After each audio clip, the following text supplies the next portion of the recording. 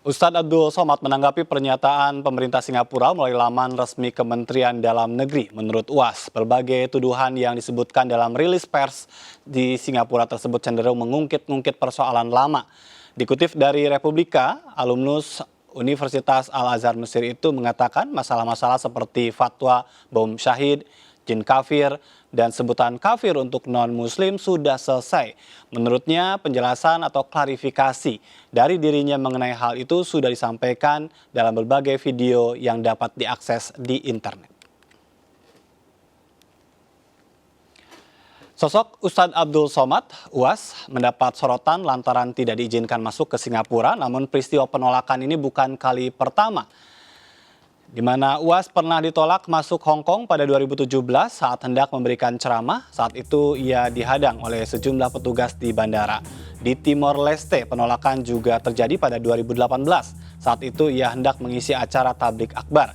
Kemudian pada Februari 2020, dia tidak diizinkan masuk Belanda dan Inggris. UAS ditolak lantaran ceramahnya dianggap menyinggung kelompok LGBT. Selain di Belanda, Inggris, UAS juga dikabarkan pernah ditolak masuk ke Swiss dan Jerman pada Oktober 2019. Tidak hanya oleh negara luar, penceramah Ustadz Abdul Somad juga sempat ditolak di beberapa tempat di tanah air. Di UGM, UAS pernah ditolak akan berceramah di kampus Universitas Gadjah Mada itu. Kemudian juga Keraton Yogyakarta pernah menolak UAS. UAS juga batal memimpin tablik akbar di Pondok Pesantren di Kudus, Jawa Tengah. Dan ceramah UAS di Ponpes di Jepara juga batal lantaran adanya penolakan dari GP Ansor.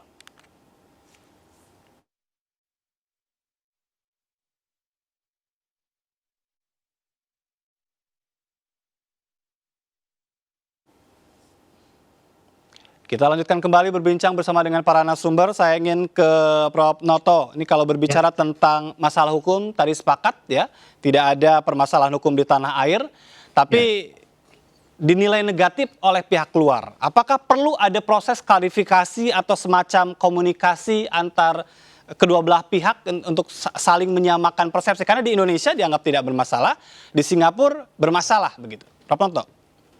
Ya, sebelum itu izinkan saya ingin menggarisbawahi yang disampaikan oleh Pak Ahmad Nur Wahid. Itu tadi yang soal preemptif itu Pak Nur Ahmad. Ya, saya kira tidak saja Singapura ya. Di Malaysia juga begitu. Internal Security Act itu kan untuk sebetulnya ingin meyakinkan supaya negeri itu aman.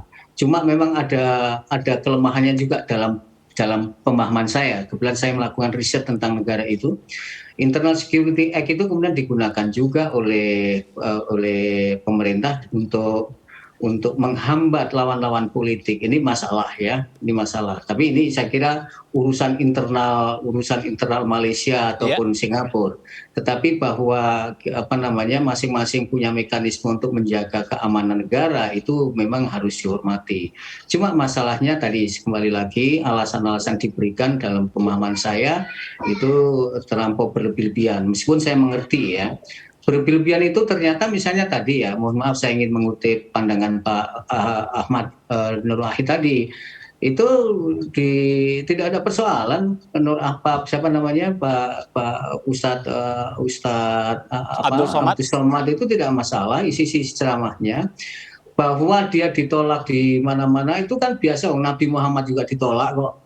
Bahkan didiskriminasi itu tantangan ya. Ada banyak faktor kalau soal penolakan itu belum tentu juga karena masalah terorisme.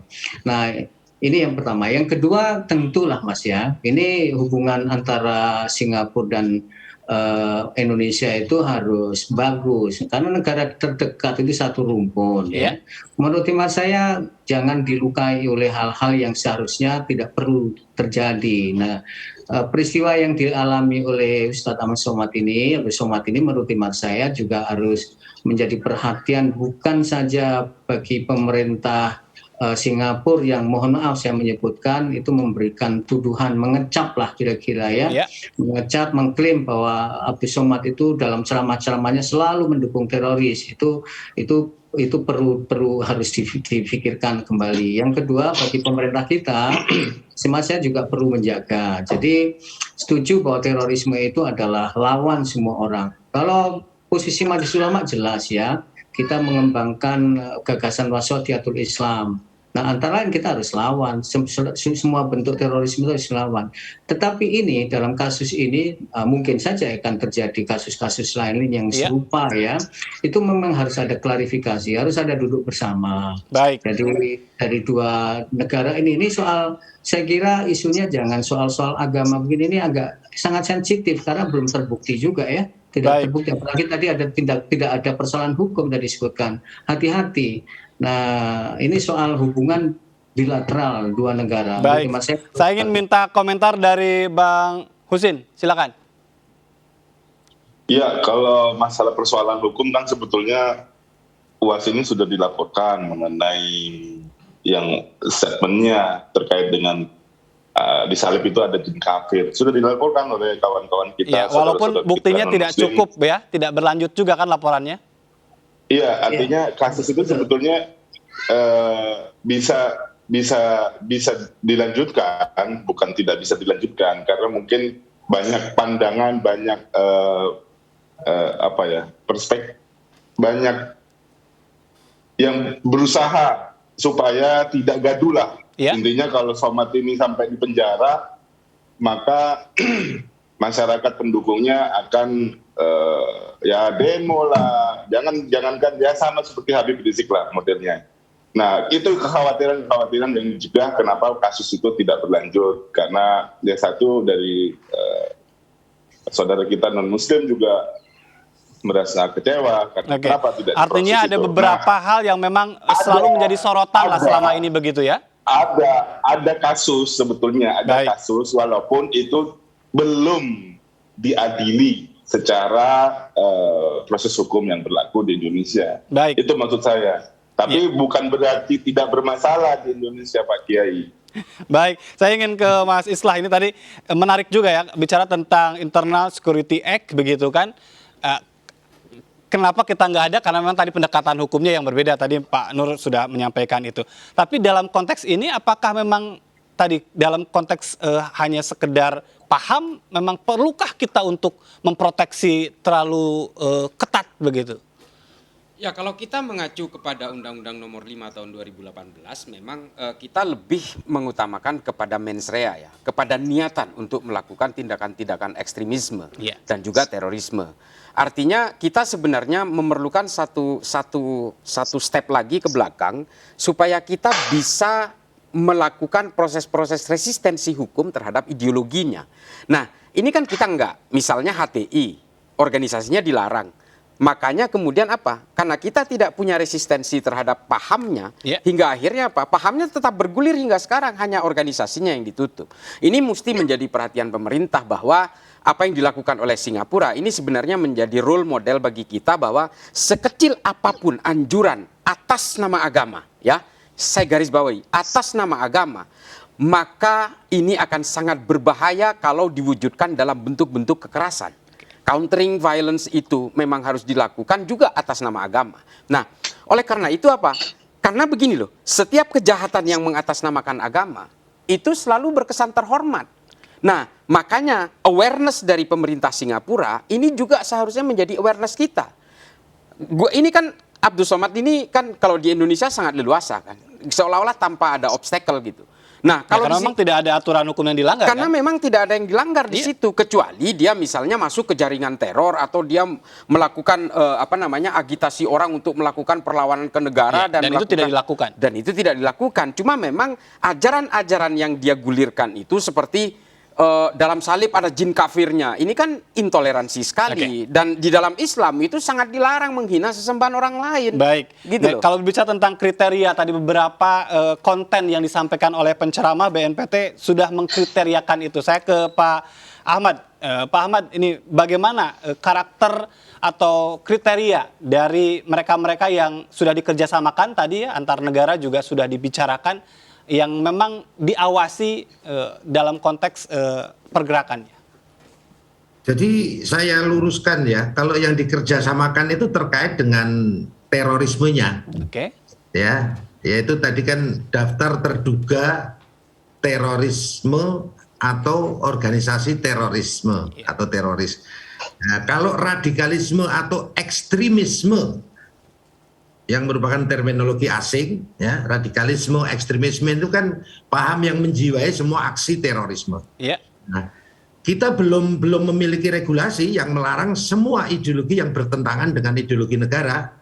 Dalam konteks ini ideologi ekstrim ataupun radikal tadi. Tapi BNPT punya nggak daftar orang-orang yang dalam pengawasan masuk ke kriteria itu? Ya, untuk daftar jaringan teror kami punya. Tapi kalau daftar jaringan radikalisme kami punya, tapi tidak mungkin kami publish.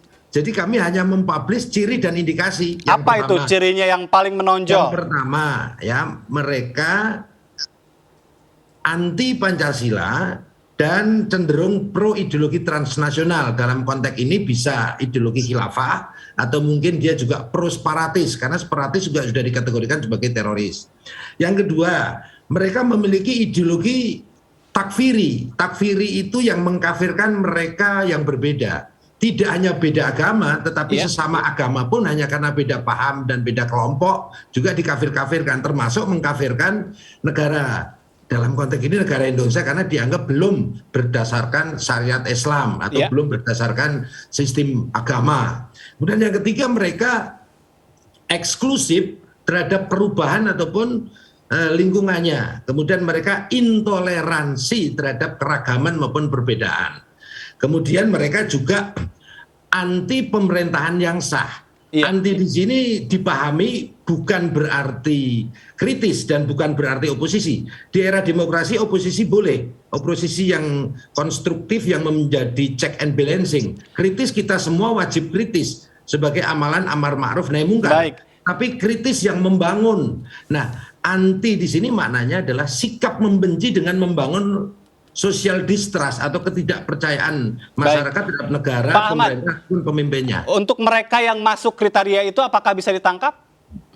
Untuk yang masuk kriteria radikal tadi, kita belum bisa melakukan tindakan hukum. Yang kita lakukan hanya sesuai dengan amanah undang-undang bahwa penanggulangan terorisme itu dilakukan secara holistik. Dari hulu sampai hilir, tetapi hulunya hanya dengan soft approach, yaitu pencegahan melalui moderasi beragama, kontra radikalisasi yang berisi kontra narasi, kontra ideologi dan kontra propaganda, dan upaya hilirnya yaitu tadi preventive strike atau preventive justice. Mereka yang sudah tergabung, sudah radikal, kemudian sudah masuk dalam jaringan teror yang ditandai dengan sumpah baiat, ditandai dengan liko atau pengajian-pengajian eksklusif, i'dad, latihan-latihan perang, mempersiapkan strategi senjata dan lain sebagainya, penggalangan dana dan lain sebagainya, baru mereka dilakukan dengan preventive penindakan strike, begitu ya? Tindakan untuk mencegah sebelum melakukan aksi teror sebagai upaya pencegahan dan selanjutnya di proses hukum. Tetapi kalau di Singapura mereka sudah berpaham ekstrim atau berpaham intoleran dan radikal saja sudah bisa dilakukan proses hukum. Sehingga tidak jarang ketika kita di Indonesia ini ada kelompok ataupun oknum yang selalu menggelorakan tegakkan syariah, kemudian ganti sistem, tegakkan khilafah, ya itu kita sah-sah saja begitu ya? Sah-sah saja, tetapi kalau berani di Malaysia atau mungkin di Singapura, kalau ada warganya yang seperti itu, berpropaganda seperti itu, tentu akan ditindak dan diproses hukum. Baik, sekalipun semangat kita sama ya, menolak radikalisme, ekstremisme begitu kan, tapi memang pendekatan hukumnya yang berbeda. Lalu bagaimana sebetulnya apa yang bisa kita lakukan untuk ini belajar dari kasus UAS tentu ya, juga menjadi citra bagi para penceramah. Bagaimana MUI juga melakukan pembinaan-pembinaan terhadap para penceramah kita supaya tadi ya tidak ada penilaian buruk dari negara lain. Tapi nanti kita akan jeda lagi, kita harus jeda dan kita lanjutkan sesaat lagi. Tetaplah bersama kami.